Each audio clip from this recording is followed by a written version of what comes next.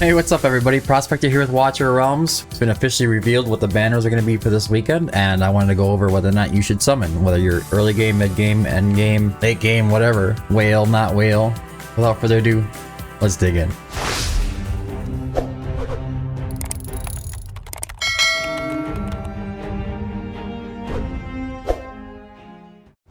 Alright, so I guess first we should go over who's all in the banners this weekend. And we have Valderon and Admiral Claw, that's going to be on the Ancient Summoning. And we have Hex and Ferssi on the Divine and Invocation of Spirits. First, let's just go over the Hex and Ferssi banner. I want to say that it seems like every single banner, there's going to be a hero or two, every single weekend I mean, there's going to be a hero or two that are just going to be so amazing that I could just say, pull every weekend. You know, it's your shot to get it, it's your shot to get it, pull every weekend. But obviously that's not the case for most people. You got to kind of target the heroes you want, and sometimes you might not be wanting to summon on a 2x or a 15x in a general. Sometimes you might not want to summon on a 15x in general. So, with that being said, what are we looking at here? Hex? What can I say? There's a lot of these heroes on here that they're just so amazing, and Hex is an amazing hero. He's game changing for Void Rift. He's gonna be game changing for, you could even say arena. You could say for, you know, just about anything. Guild boss is the biggest one. He's gonna bring your numbers like crazy amounts. He's really good with guild boss too. He's just a game changing hero. Let's just go over his kit really quick, and then I'll do a little more explaining. On the talent, he gains 1 card of fate with each attack. When having 4 cards, the hero has a chance to randomly acquire 1 card from the following: Temperance, Death, and Strength. Deals extra damage to airborne units. The card of fate is not an effect, but it can trigger other effects at certain stacks. So what are the cards? There's Temperance, it throws 3 cards, each dealing 140% damage while inflicting 75% slow for 5 seconds. So there's the slow. Death deals 500% damage 1 time and inflicts burning for 5 seconds. There's burning. Then we have Strength, increases attack by 30% and attack speed by 70 for 25 seconds. So obviously the Death card is what you're going to want to pull. That's typically what everybody's hoping for when they go and hit. It doesn't really matter which one you pull, he's going to do a ton of damage either way you look at it. On his basic, it's a magic attack. Deals 120% magic damage to 1 enemy prioritizing airborne units. Mad Truth is his ultimate and increases his damage by 100% and his attack speed by 100, reduces attack interval by 50%, and replaces all cards with the Joker. This effect lasts for 30 seconds. What is the Joker?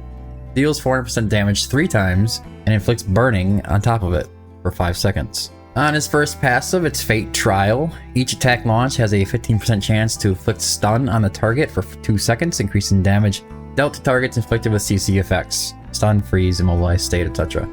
by 45%, which goes up to 55% and has a higher trigger chance, extra 5%. On his second passive is Fate the Hermit. When triggered by receiving damage, resists the incoming damage and gains invisibility for 3 seconds. This effect can only be triggered 1 time every 50 seconds, so about once every minute. But it goes down like C4, 6, 8, 10. It goes down to once every 40 seconds. It's pretty nice. Now, this is a hero that's really worth going over the awakenings. Every single awakening for him is just game changing for the hero itself. It's like getting a whole nother hero on top of it. Anyways, on the awakened one and during the effect of Mad Truth, there's a chance to draw the Fool. The Fool deals 500% damage 3 times and inflicts a 75% slow and burning for 5 seconds. Awakened 2 is attack plus 300. It's really nice. He's a marksman, so any kind of attack can get him on the better. During the effect of Mad Truth on Awakened 3, performing basic attack against targets inflicted with burning extends the duration of Mad Truth by 1 second, up to a maximum increase of 30 seconds. Now my Hex is only A2, so I haven't really experienced with this. I haven't tested on the test server. But I am told that Hex pretty much stays in his ultimate form with A3 the whole fight in Guild Boss.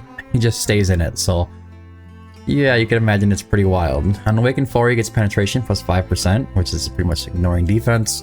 On the Awakened 5, each draw returns 1 card of fate, increases each damage dealt by the Joker and the Fool by 30%.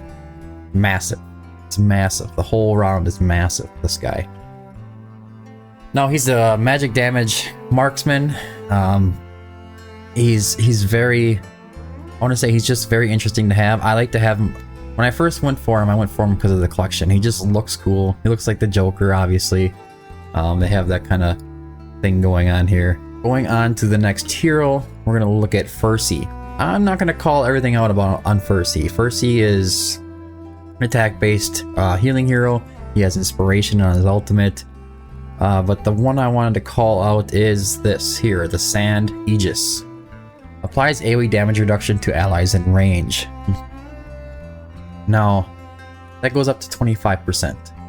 So what am I thinking right away with this? We're looking at Guild Boss 2. It's for like I want to say mid to end game players. They should be pushing to get this hero if they don't have it. Because you'd be struggling in Guild Boss 2, not having him, and he's just game changing with that AoE damage reduction. You pair that with a Volca or Alistair, and you reduce the boss's damage coming in by 30%. You reduce the AoE damage being taken with Ferssi by another 25%, and all of a sudden things get a little easier for you towards the end of the fights, and you're able to push a lot further with Ferssi. Now, on the special ancient summoning, we have Valderon, and I don't think he needs a lot of introduction. The damage coming out of this guy is wild.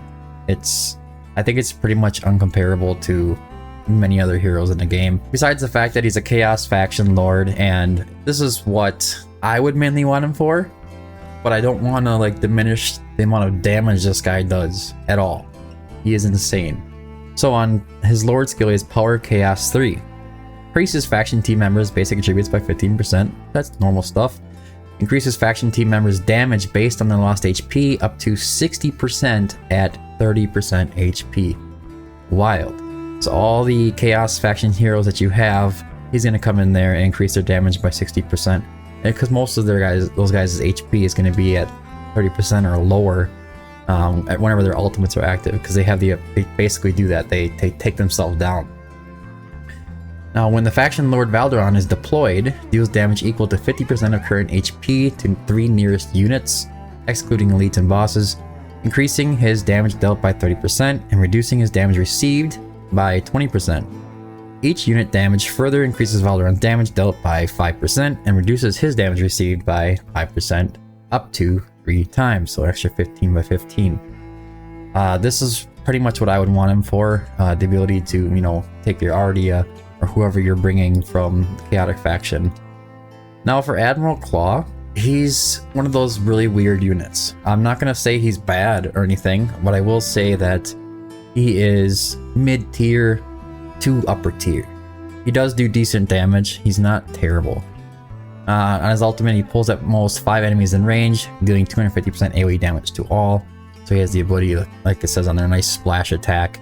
It's really quick. It's just a hit and then out, and he pulls them in. So it's really interesting for that. But everything else, he has the arena attack range is increased, so it's an arena mastery. Talent is increases penetration by 5% for every 10% loss of HP up to 30%. So he is a Chaos Faction unit, so pairing him with Valderon would be ideal. The problem is most of the time you're going to be having better Chaotic Faction lore or heroes that you can bring along besides Admiral Claw. That being said, the hero isn't bad. Now, early game, should you pull for any of these banners, these 15x banners? Really early on? No, I don't think you should. I think you should stick to the 2x banners. I have a free-to-play account, which is the Epics Challenge only. If you go onto these, you're looking at mediocre epics in this group here. We have Theowen, we have Cyclone, who's pretty much trash, and we have Titus, who's very niche. He's pretty much only useful in faction trials as a defender. Anywhere else you put him, he can't be healed. I just don't like him, and his cost is ridiculous. So he's not going to help a early game free-to-play kind of account very much so, especially if you're trying to target epics. If you do manage to pull a Hex and you decide to go for it, then that'll make a big big change to your account. The same thing for the special ancient summoning. I mean, you could pull trying to get Valderon, especially if you're close to a pity, depending on how early you are, but I would say that's probably not an ideal banner to pull on. because you're probably going to struggle to get chaotic units. You probably want to focus on some other lord, say like a Tord or a Twin Fiend for Guild Boss or something along those lines. So early game, I'm saying no, not really. Of course, this is all depends on, you know, who you are. If you want to pull, pull. If you don't, you don't. Let's see. As for mid to late game, I would say that targeting Hex and Ferssi isn't a bad idea. It's kind of 50-50 when I speak of those two groups of people. I would say I couldn't resist Hex. I never can. He comes in, I am A2. I want that A3 so bad. I can just taste it. You know, getting that to A3 is just game changing. It really levels up the hero. If you do not have Hex, I would say, you know, maybe more in the 60-40. I think you should try for. The problem is that there is a Lust banner coming up, and well, there's a rumor of a Lust banner coming up, and I should say that you might want to save for that. But if you're a spender, you do whatever, you know, it is you do you. As for Valderon, mid to late, I would say go ahead and pull for him. I don't really predict any like super crazy kind of banners coming up for Ancients. If you get the Lord, you get the Lord, you know. If you get Emerald Claw, it's not the worst thing in the world. He's usable. I would say try with whatever Ancients you have. I wouldn't go out of your way purchasing any Ancients to get him. He's kind of one of those things that it's probably going to happen someday for you. Now, endgame, it really depends on who you are and what you have on your account. If I were to level it up like where I'm at, and you know, you spend a little bit, I get free diamonds from the content creator program, I would say that I am going to be going for Hex, not Ferssi. I don't really want Ferssi. I have him at like A4, I think, already. And I will pull on this banner. I have quite a few chaotic faction heroes, and I'm really lacking in that chaotic faction lord. So pulling a Valderon for me is going to be game changing. Be able to, you know, deploy him in arena or whatever. It's going to be very helpful. And I will pull for Hex, like I said. If you're a big spender, would I suggest that you go wild for Valderon and Hex? I do. I would say if you are without a Hex or your Hex isn't maxed out yet, I would go wild on that banner. As for the special ancient summoning, depending on how far you are into the spender kind of thing, are you a Kraken, a whale? If you're just like a normal whale, I would say maybe try to pull for a lord if you go that far. And then if you don't get him by then, maybe just call it quits from there. But you're gonna do what you're gonna do anyways. It's your money. Anyways, that's all I have for the video. I hope you found it helpful. If you did, don't forget to drop a like and subscribe to the channel. It helps me out a ton. I really appreciate every single viewer that comes onto the channel. Also, don't forget to join a Discord. It's down in the description below. You can come in there and show your heroes if you decide to pull for these banners for bragging rights or whatever. We always like to see people pulling, you know, heroes and then showing what they achieved on their accounts. We also have hero guides in there, takeovers, all that good stuff as well. So anyways, that's all I have for you. Thanks for tuning in. Until next time, keep digging.